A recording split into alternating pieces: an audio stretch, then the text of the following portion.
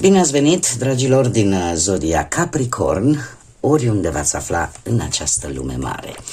Sunt încântată să fim din nou împreună la o nouă lectură, de data aceasta despre iubire, despre conexiuni, despre evoluție.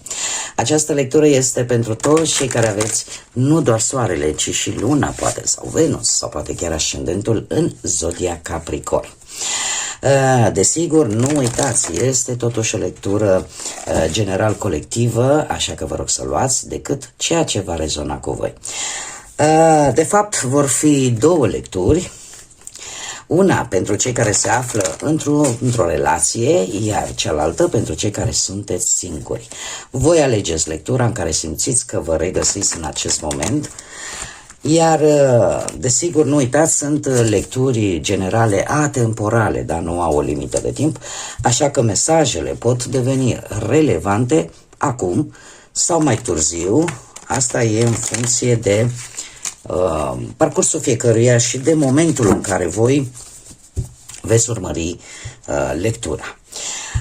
Este posibil să rezonați poate cu tot mesajul, parțial sau chiar deloc. Și asta pentru simplu motiv că relațiile sunt diferite, modul în care vedem fiecare iubirea este diferit și în mare parte eu am vrut ca aceste lecturi să aibă un rol mai mult de ghidare, de clarificare, așa că nu uitați, tarotul nu obligă. El prezintă energiile care se află în jurul nostru, al tuturor, și voi luați deciziile care sunt potrivite pentru voi, păstrați ceea ce voi simțiți că vă ajută și rezonează cu sufletul vostru, ascultați cu deschidere aceste mesaje, dar desigur rămâneți ancorați în voi înșivă, păstrându-vă libertatea să alegeți, astfel încât aceste mesaje efectiv să fie doar ghidul vostru, iar deciziile să vă aparțină cu adevărat. Și vom începe cu prima lectură pentru cei care sunteți într-o relație. Dragii mei și dragile mele din Capricorn, să vedem ce ne spune tarotul despre viața voastră sentimentală pentru cei care sunteți deja într-o relație. Să vedem.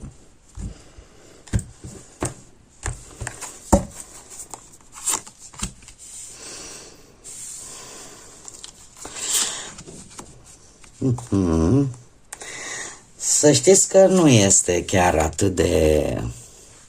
atât de rău. Hei. Voi sunteți într-o energie a magicianului, în care considerați că nu este nimic care să nu se poată rezolva. Aveți o capacitate de comunicare foarte bună, un talent, aș spune chiar, de a rezolva anumite probleme. Sunteți așa într-o energie destul de vindecătoare, aș spune, în care, în primul și în primul rând, sunteți mândri de voi, aveți o autoestimă destul de ridicată și, în al doilea rând, știți că nu există problemă care să nu-și găsească soluția.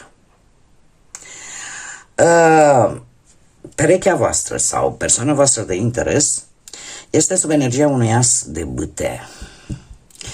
Are o energie destul de pasională, are o dorință foarte mare de contact fizic. Există o chimie, există foarte multă pasiune. Eu aș spune că sunt lucruri importante. Sunt lucruri importante pentru această persoană. În primul și în primul rând consideră că dacă treaba merge bine în intimitate, atunci poate să existe și înțelegere. Acum, comunicarea dintre voi. Să știți că sunt lucruri care nu se spun. Că ele sunt la voi, că sunt la cealaltă persoană, eu cred că sunt cumva jumate-jumate, 50-50. Într-adevăr, Marea Preoteasă ne vorbește de înțelepciune, ne vorbește de seriozitate, de ce nu, dar cum am mai spus, nu este seriozitate, da, există în comunicarea dintre voi. Există romantism, există. Dar în același timp există și lucruri care nu se spun și care pot avea legătură poate cu ceva din trecut. Acum știți cum e. Dar nu se spun tocmai pentru că nu se vrea ca această energie a relației să se spulbere. Poate că și există această înțelepciune, din înțelepciune nu se face acest lucru. Marea Preoteasă, mai ales când e vorba de relațiile sentimentale, aduce o anumită sensibilitate. Poate că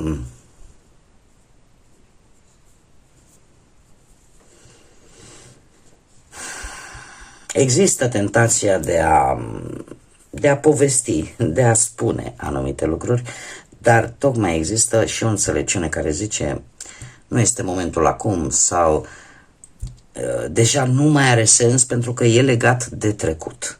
Și atunci e ca și cum te-ai apucat să bagi bățul prin gard fără să trebuiască.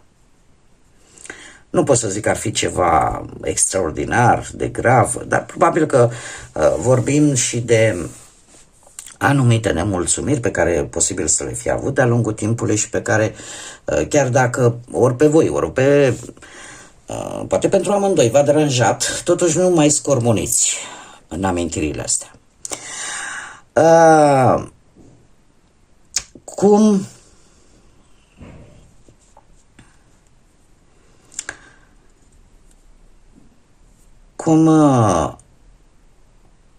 Ce vă poate uni pe voi?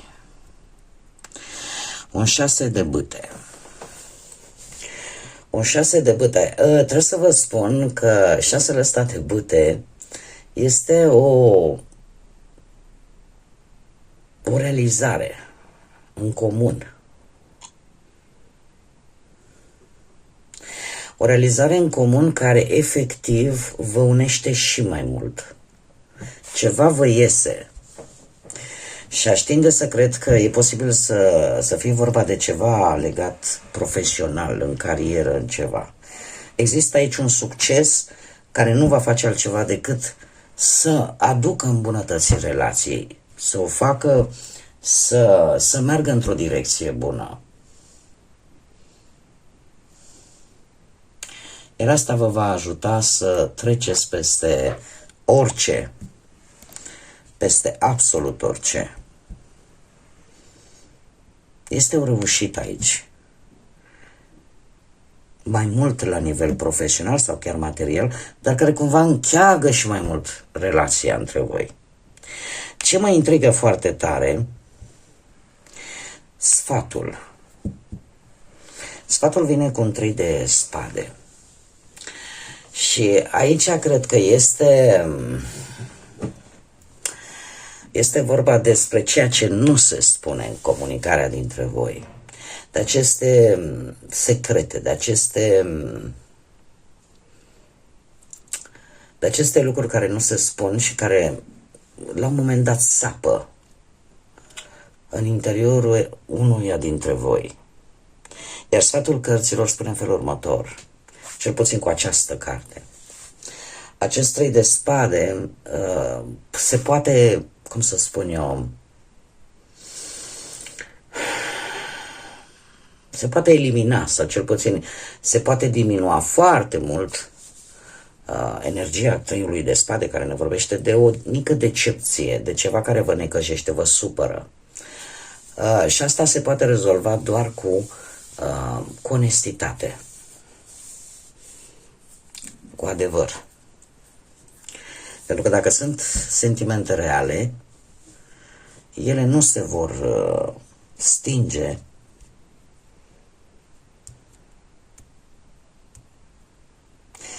știu, tind să cred, mă intrigă acest 3 de spade.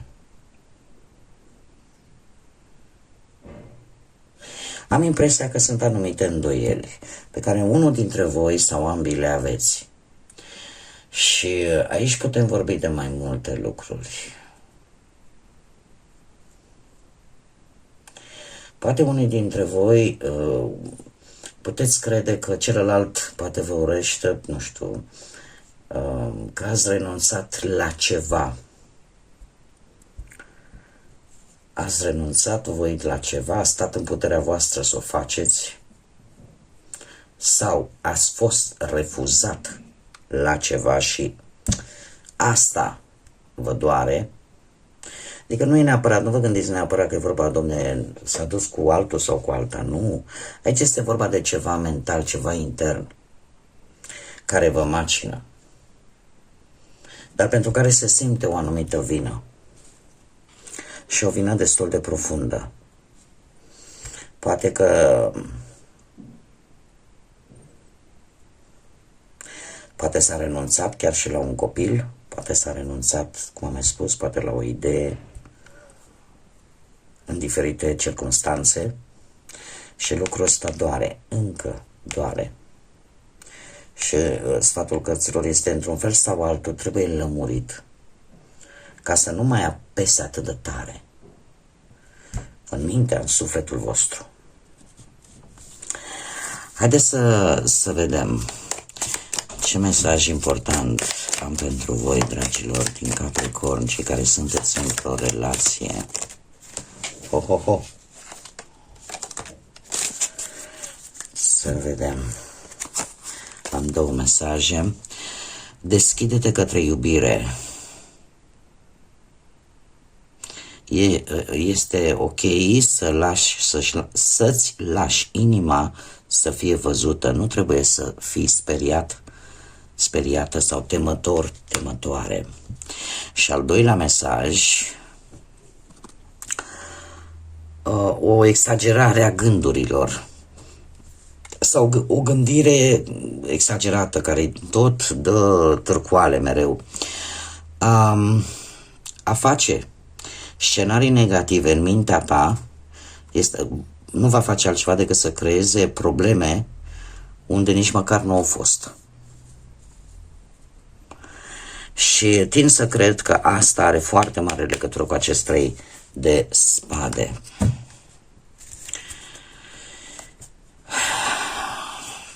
Haideți să vedem mesaje gândite, dar nerostite, că sunt ale voastre, că sunt ale persoanei voastre de interes. Haideți să vedem. Ce interesant. Se repetă practic aproape. Am nevoie să mă eliberez eu însumi din aceste temeri și din aceste îndoieli. Mă simt prins ca într-o colivie, prinsă ca într-o colivie. Deci, mesaje gândite, dar nerostite. Îmi este teamă că sentimentele tale pentru mine nu sunt la fel, nu sunt reciproce. Bun, dragii mei, cam atât am avut pentru voi, pentru cei care ați fost interesați de această primă lectură pentru relații. Noi continuăm cu cei care sunteți singurei. Mergem mai departe și haideți să vedem ce ne spune tarotul pentru dragii și dragile mele din Capricorn, cei care sunteți burlăcei și burlăcițe, cei care sunteți singuri. Să vedem ce ne spune tarotul pentru voi.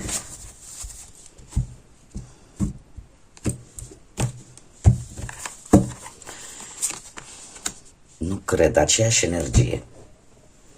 Deci aceeași energie ca și la prima lectură.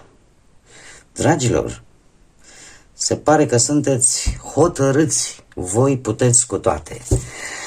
Haideți să punem și restul de cărți.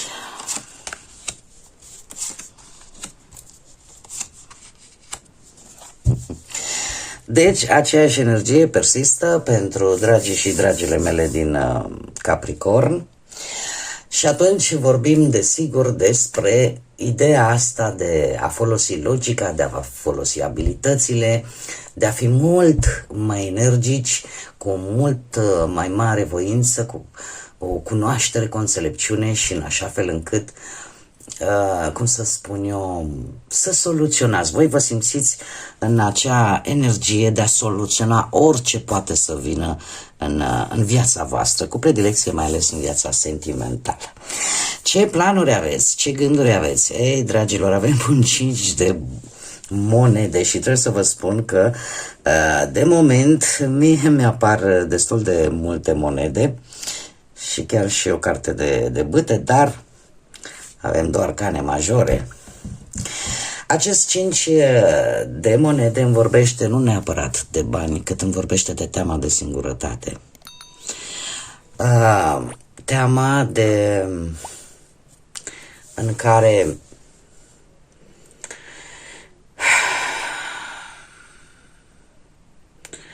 cum să spun eu, de a nu rămâne singur. Este, cum să spun eu, sunteți într-o fază a vieții în care evaluați foarte bine acest aspect și poate chiar unii dintre voi chiar a spus ochii pe cineva, dar care din păcate ori nu vă corespunde și poate chiar v-a lăsat să vă faceți anumite așteptări și poate sunteți în acea fază în care nu mai vreți pur și simplu ca fericirea voastră să depindă de o singură persoană. Există această teamă că dacă această persoană va pleca și te va lăsa, iar atunci această ruină a singurătății pentru voi nu este așa ușor de traversat.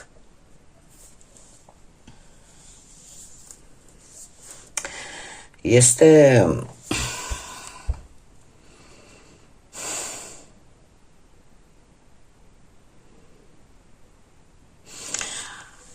poate că în ultima perioadă v-ați axat mai mult pe alte lucruri din dorința de a nu mai vă gândi.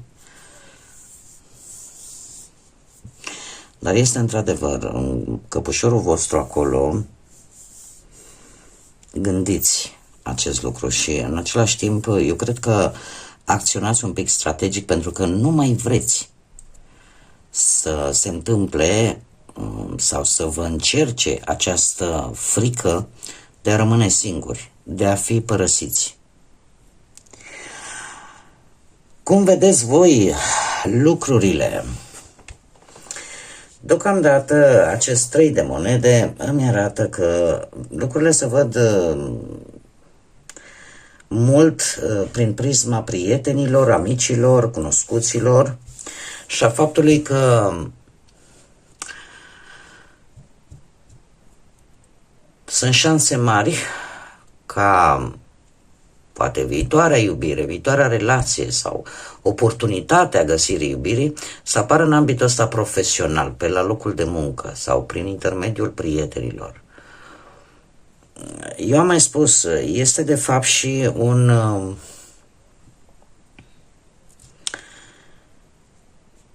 joc de echipă, ca să spun așa.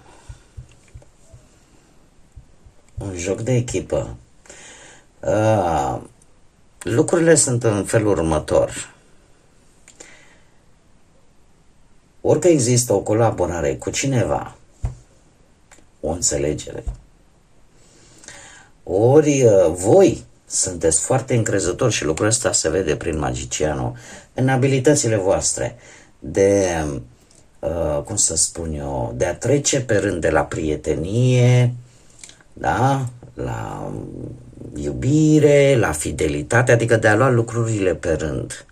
Asta, cam așa vedeți voi lucrurile.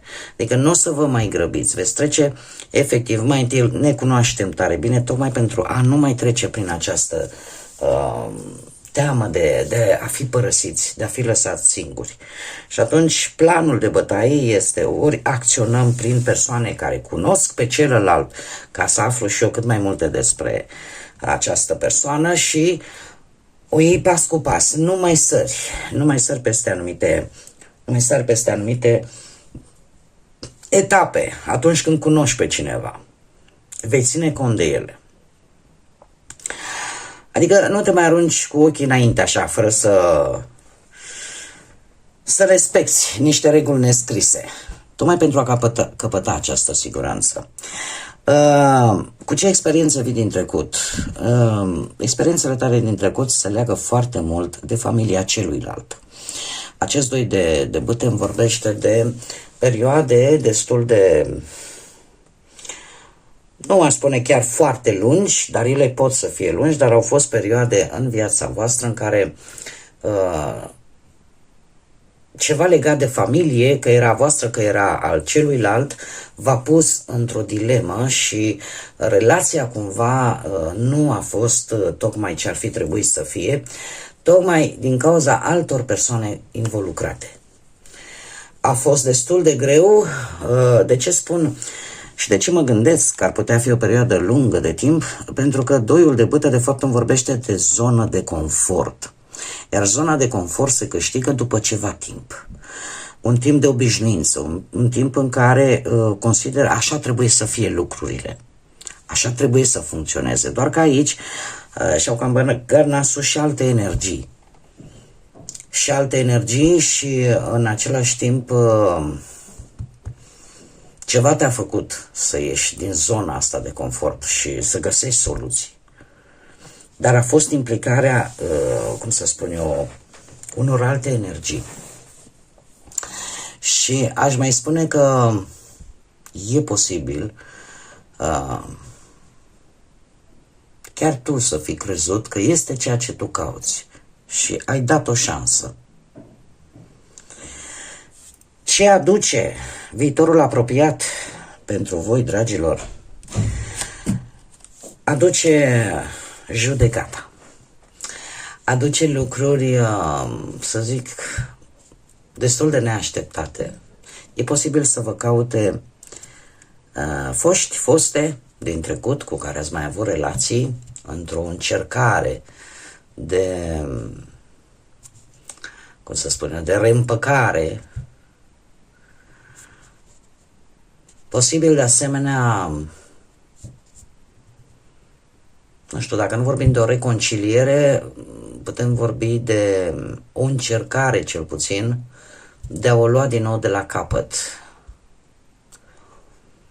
Ori, cum am mai spus, cu cineva din trecut, ori chiar cu o nouă iubire. E ca și cum ai zice ceva ce murise, cumva încearcă o renaștere. Și